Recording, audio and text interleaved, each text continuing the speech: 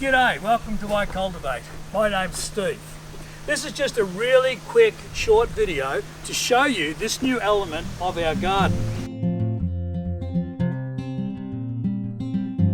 It's a retaining wall that we had to put in order to retain this bank that you can see here that got created when we did the cut and fill for our shed. Now, I've mentioned this retaining wall because we're taking advantage of what has been created here in order to create more garden space. And you can see that the fill that we have used in behind this has actually been good quality garden soil rather than just fill that's been brought in from some other place just to fill in behind a retaining wall.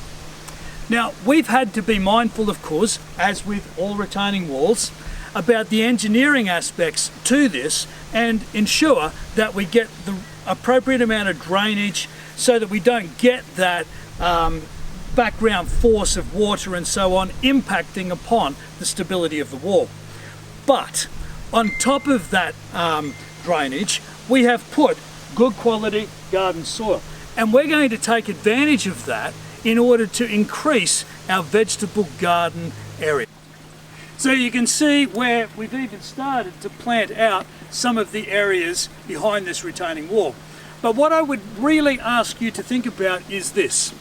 If you need to build retaining walls on your property, think of how you might be able to use the space behind the wall for something other than just the structural elements required for the wall.